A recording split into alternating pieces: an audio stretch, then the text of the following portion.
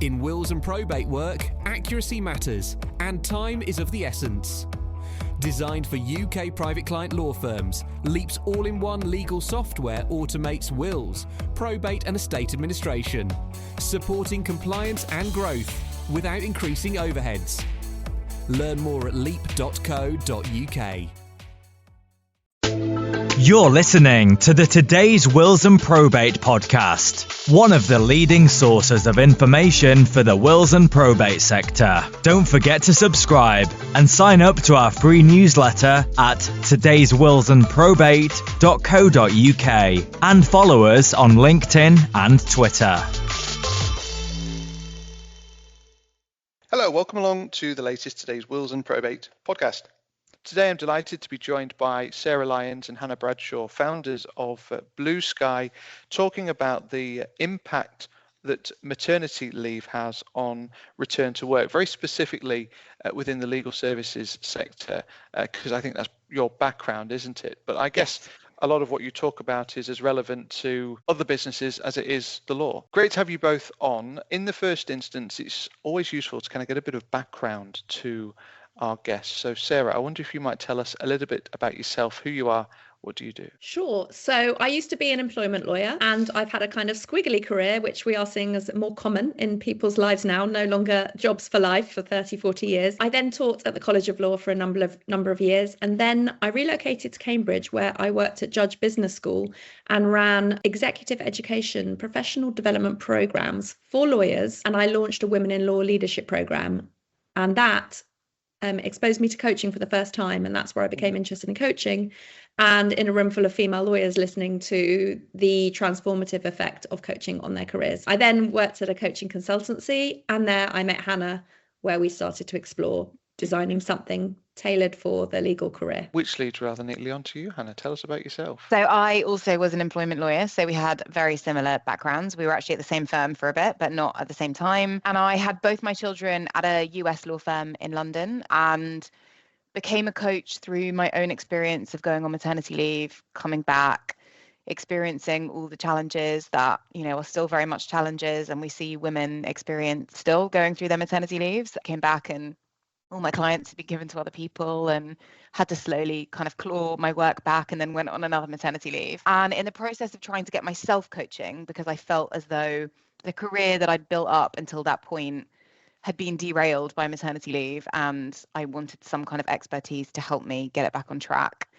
I came across the provider that we both worked at and decided actually I would like to become a coach. So once I became a coach, started coaching full time and met Sara, and we started to realize that lawyers do have really specific challenges when they go on maternity leave. So absolutely what we do could apply to other industries, and lots of women have challenges.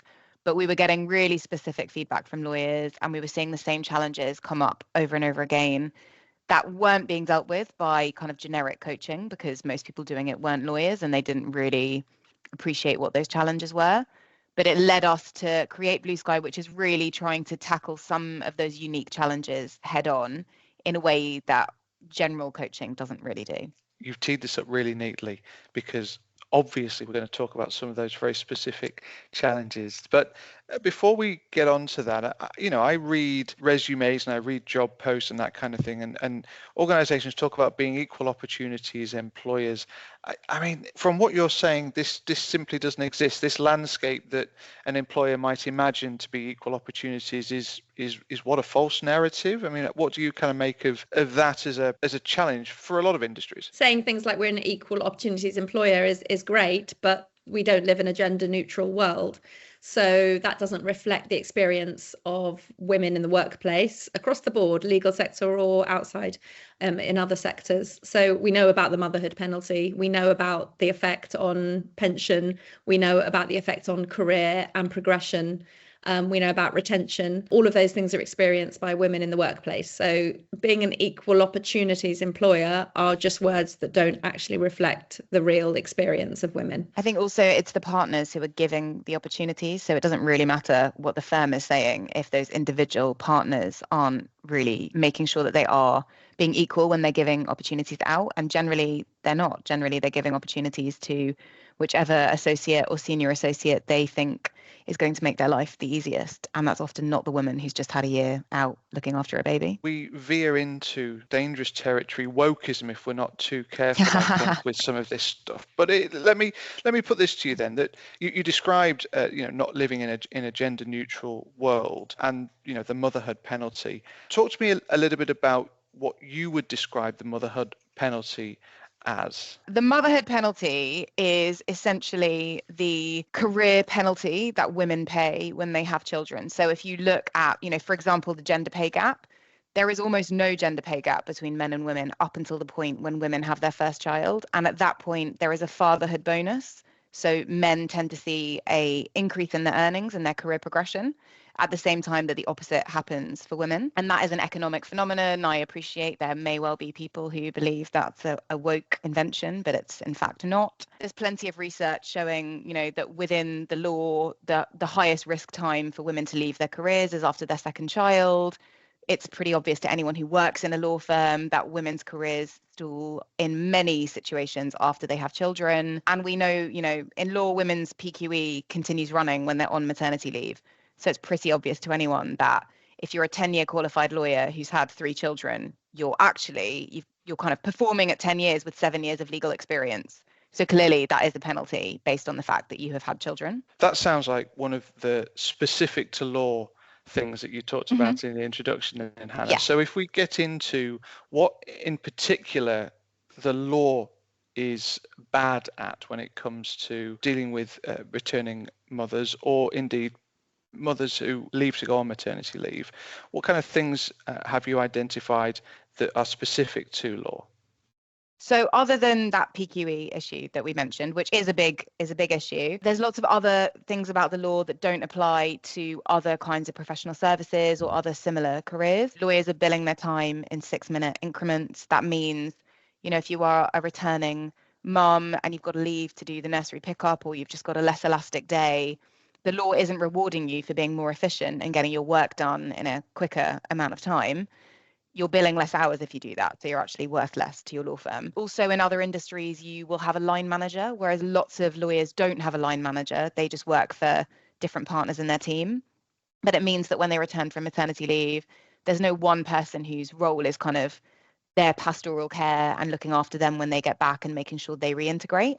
So for lots of women, that makes it, additionally challenging because they don't have that line manager figure when they return. The combination of all of those things, kind of billable hours, PQE, no line manager, just means that the whole environment is clearly not set up with women who have children in mind. And we're frequently coaching partners who end up being the first partner who's gone on maternity leave and discovered there's, nothing in the partnership deed about maternity leave, and it's never occurred before.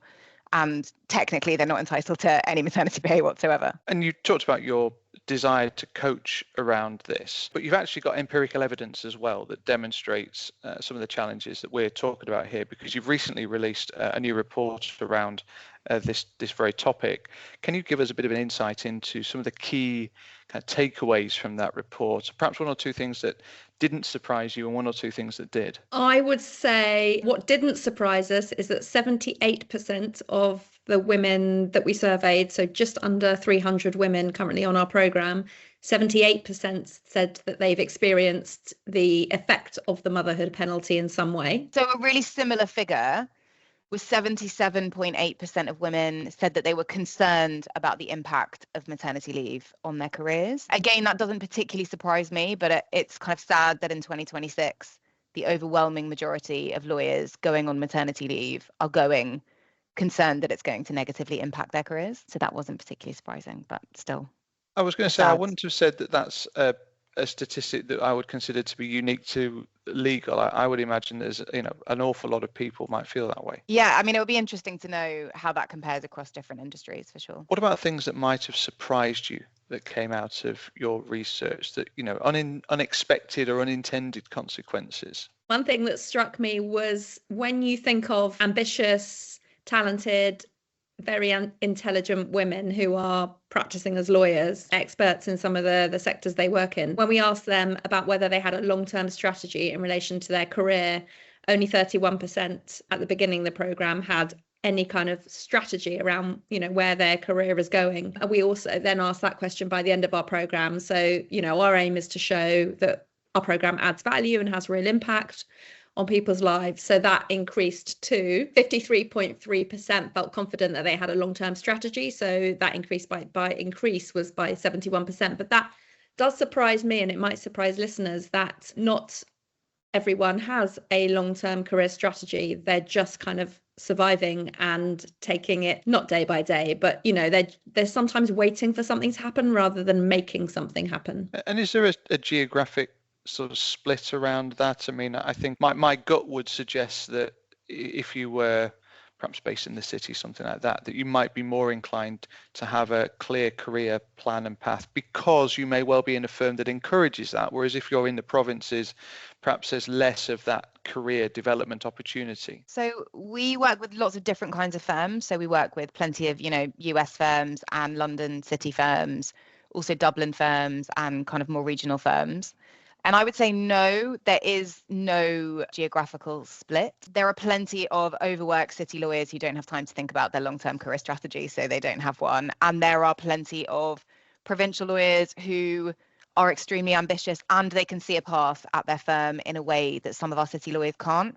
And so they do have more of a strategy because their path is clearer for them. What about the growing number of people for whom partnership is not the kind of be all and end all? I think, you go back to traditional view of law and it was really working your way up to become the partner ultimately. Whereas we know, and this is true across a whole range of industries, but very specifically in law as well, we know that this route to partner is no longer the kind of guiding light and be all and end all. Is that something, again, that you found through your research? In previous years, we looked at ambition for partnership, and actually something that might surprise your listeners is that the overwhelming majority of women across their maternity transition were motivated by the prospect of becoming a partner.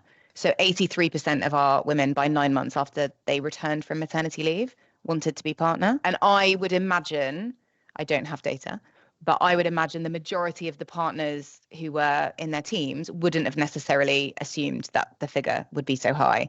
And when we do sessions with partners, they guess that figure is much, much lower. So absolutely not everyone we coach wants to be partner. And there are lots of other roles within a law firm, and that's not the be all and end all of anyone's legal career.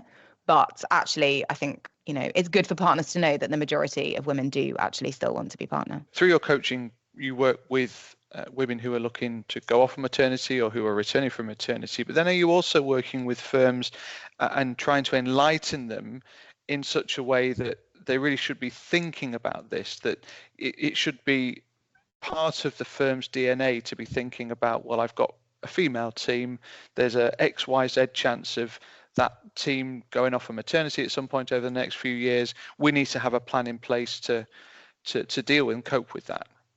Yeah, 100%. So it's just one part of the jigsaw puzzle is to provide coaching for women going and returning from maternity leave. On its own, that's not enough, and that's not going to lead to any kind of cultural or systemic change. So the other things that we do, which we hope does lead to change and better practices to support women, is we offer webinars for managers who are supporting returners.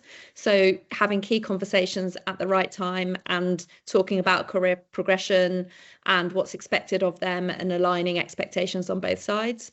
We also share the data that we talked about today with partners so that they can understand where crunch points are in a woman's career when they come back from maternity leave, when they are less motivated, less engaged and exhausted, and making sure that there's not just one conversation when there's a crunch point, but there's an ongoing conversation as they transition back from maternity leave. And some of our firms actually want us as coaches to speak to line managers on a one-to-one level to actually help them with those conversations, because we know that some partners leave it to HR to have those awkward, slightly, they see them as risky conversations, and we give them the confidence to realize that actually just be a nice manager, nice partner. Obviously ask them how they are, but don't shy away from conversations about their career, because that's what we know our women really, really want. They want to understand where they're going, how they're going to get there, who they need to support them. I think I've alluded to it at the start of this conversation, but you talk about risky conversations there.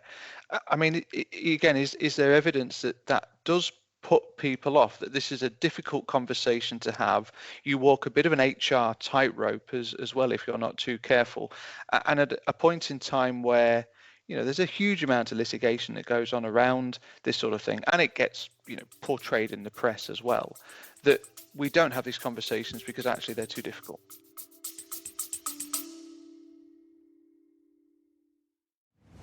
PLG, the leading service provider to the legal sector, specialising in property valuations, sales and maintenance for probate, trust and court of protection matters across England and Wales. Find out how we help firms mitigate risk and better serve their clients. Contact us today at info@theplgroup.co.uk.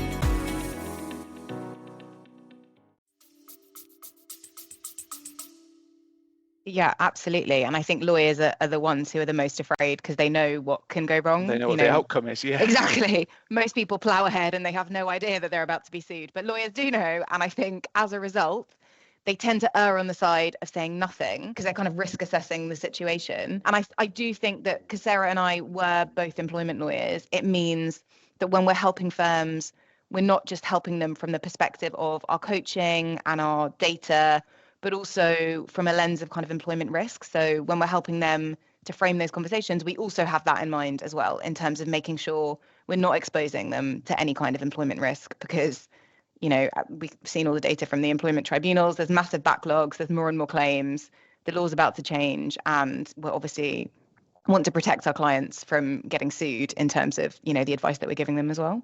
What about scenarios and thinking about HR where people are requesting to work more flexibly? And this is very relevant, obviously, to returning mothers, isn't it? To have the option to work more flexibly. Absolutely. And this is something that we discuss both in our group workshops and one-to-one coaching when we know that women heading back who may have been full-time before having a child might want to consider going part-time, so requesting flexible work. And we know that currently there's consultation around the right to request flexible work and also businesses having requirements to real business requirements to turn it down.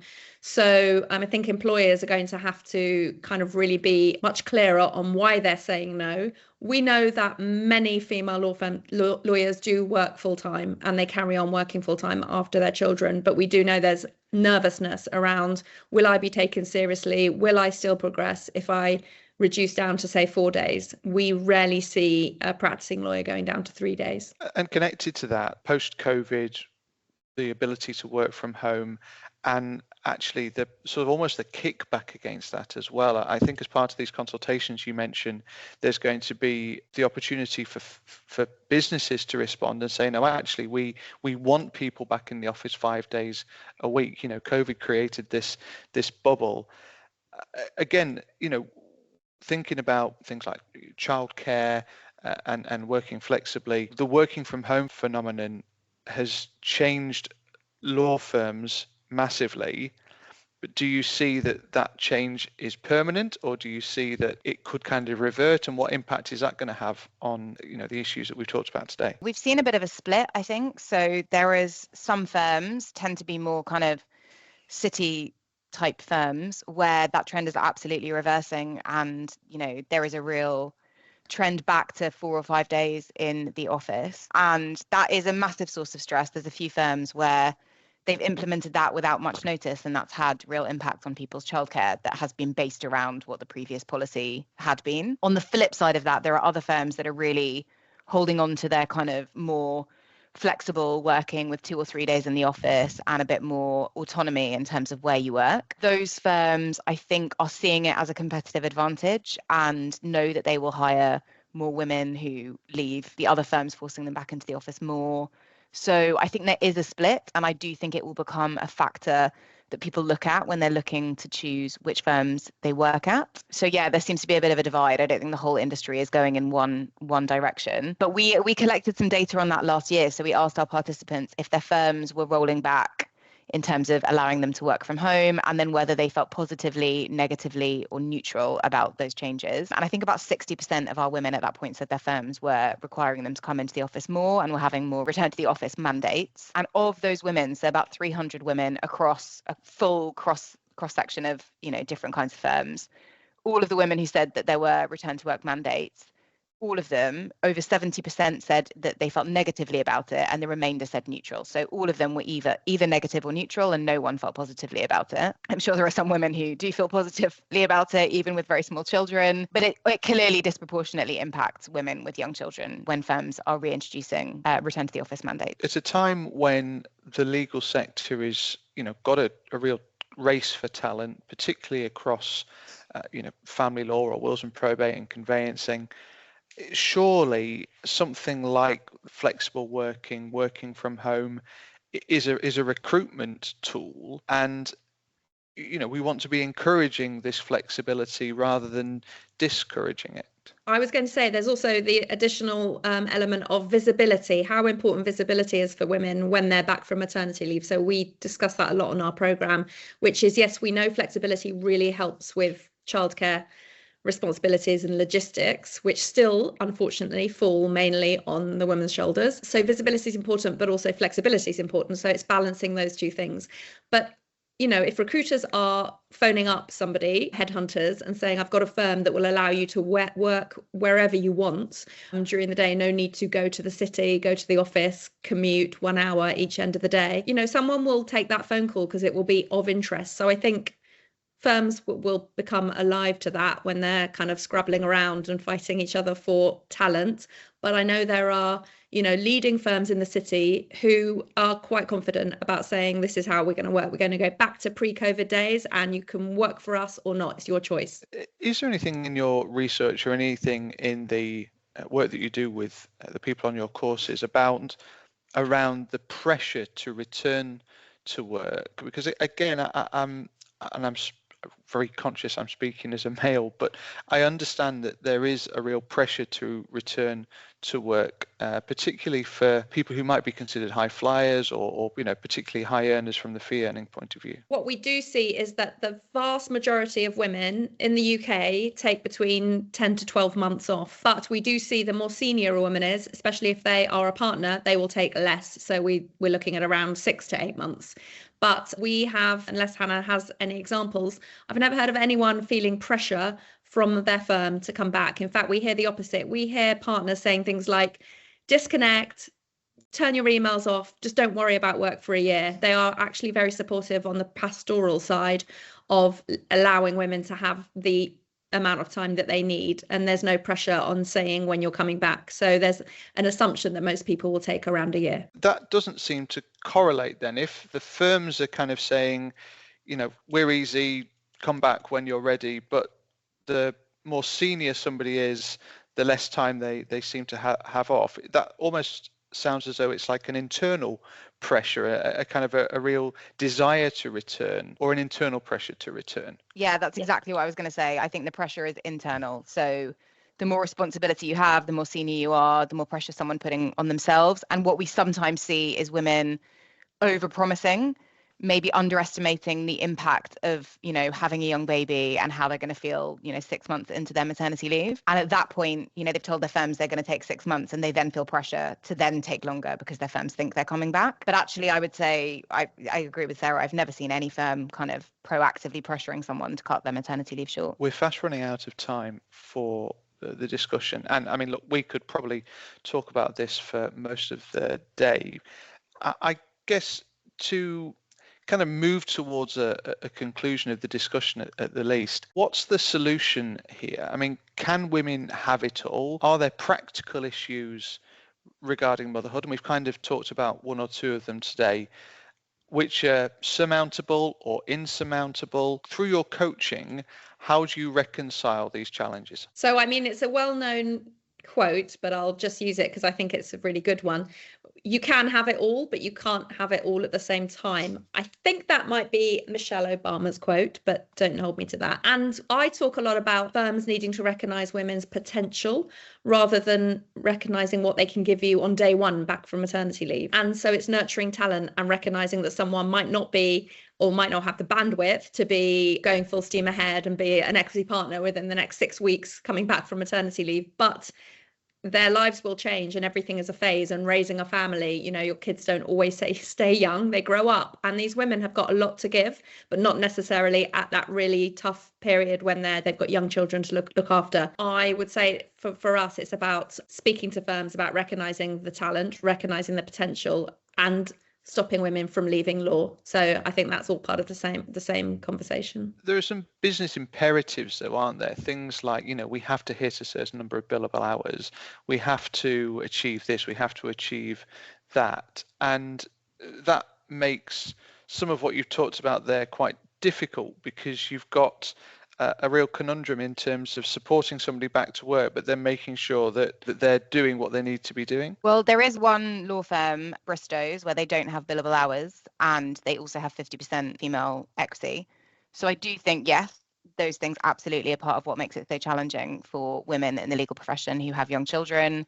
But actually, in the future, particularly with AI taking over lots of the kind of junior, really hour-intensive work, there may well be scope to move away from that model. And I think that will for sure be helpful for women in the legal profession. And presumably through your work, you've seen good, bad, and the ugly.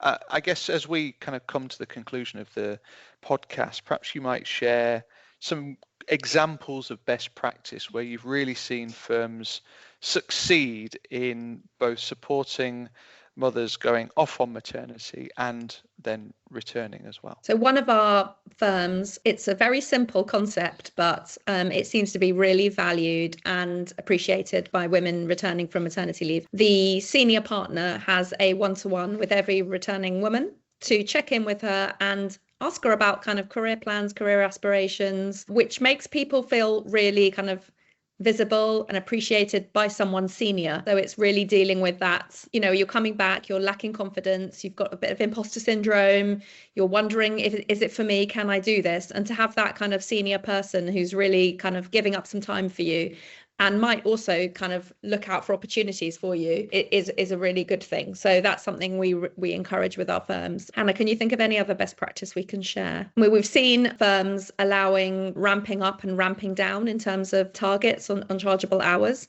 which again does work, takes the pressure off people who might be feeling overwhelmed, and also allowing greater flexibility on where women work in the first year after maternity leave. Some of our firms allow greater flexibility on that. I'm not sure that we will do the motherhood penalty justice over the course of 25 minutes, but I hope that through the course of the discussion we've given a little bit of insight into some of the challenges here, some insight into some of the skills and opportunities that are out there for firms, and some thoughts around how firms can best accommodate their staff during these times as well. So I'm very, very grateful to you both for joining the podcast and for sharing your insight. Thanks for having us. Thank you so much. The Today's Wills and Probate podcast is available on your preferred podcast provider. It's also available on today'swillsandprobate.co.uk. Thank you as ever for listening, and we'll see you again soon.